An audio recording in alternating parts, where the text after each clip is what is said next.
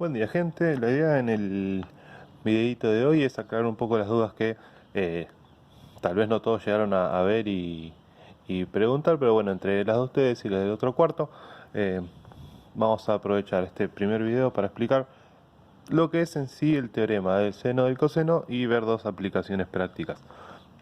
Hasta ahora, ustedes antes de ver el teorema del coseno, ya sabían que si yo tengo un triángulo rectángulo, cualquier triángulo rectángulo, recuerden, un ángulo de 90 grados, el lado opuesto a este ángulo es la hipotenusa, y si yo tuviese cualquiera de los dos ángulos que tomes, por ejemplo, yo tomo este ángulo que tengo acá y lo llamo alfa, voy a tener a este ángulo un lado opuesto, que es este, y un ángulo adyacente, que es uno de los lados que forma parte del ángulo mismo.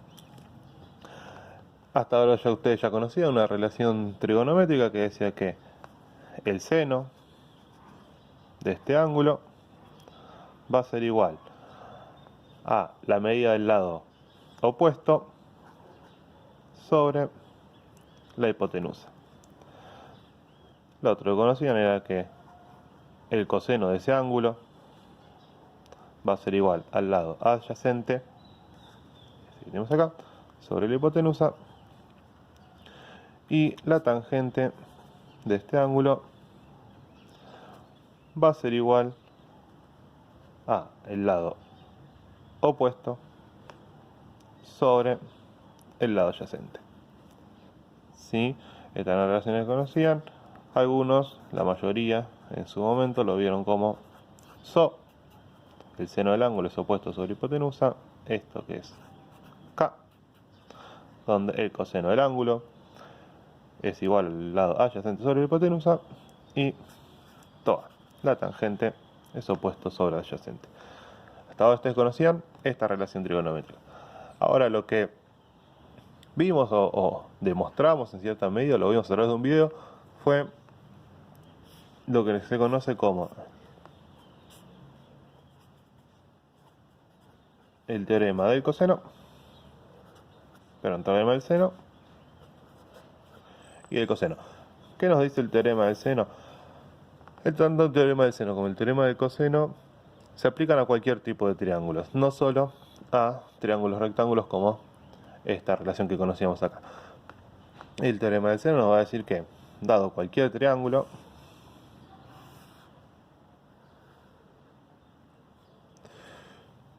yo voy a tener un ángulo A, un ángulo B y un ángulo C.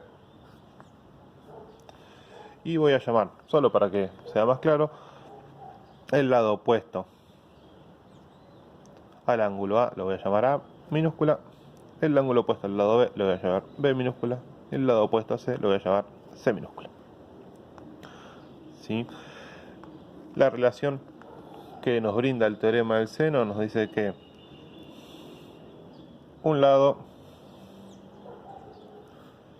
sobre el ángulo opuesto, es decir, si yo tomo el lado A, sería el ángulo A sobre el seno de ese ángulo, va a ser igual a cualquier otro lado sobre el seno de su ángulo opuesto.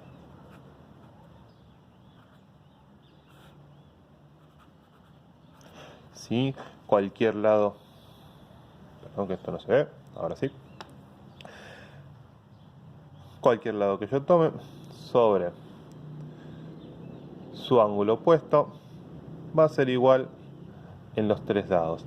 ¿Sí? Esta igualdad se da tanto lado sobre seno como si yo diría que es el seno del ángulo sobre su lado opuesto va a ser igual al seno del otro ángulo sobre su lado opuesto, y va a ser igual, bueno, como dije, al seno de un ángulo sobre su lado opuesto. ¿Sí? Entonces, el teorema del seno lo que nos brinda es esta igualdad. Nos dice que hay una relación que existe entre el lado sobre su ángulo, ¿sí? El cociente que existe entre el lado y el ángulo, el seno del ángulo opuesto. Por otro lado, tenemos el teorema del coseno.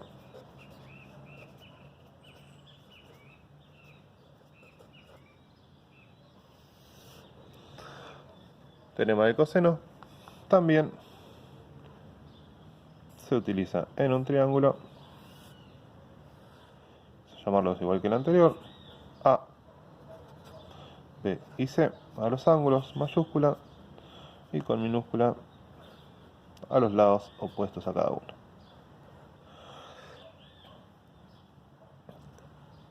El teorema del coseno, la igualdad que nos brinda es que nos dice que un lado cualquiera, se cumple para los tres lados, un lado al cualquiera, vamos a tomar el A, un lado al cuadrado, la medida del lado al cuadrado va a ser igual a la medida de la suma de las medidas de los otros lados al cuadrado, es decir, un lado al cuadrado más el otro lado al cuadrado, menos 2 veces el lado B por el lado C por el coseno del ángulo A. Yo tomo, si estoy averiguando o quiero ver la medida de A, el coseno va a ser el lado opuesto, ¿sí?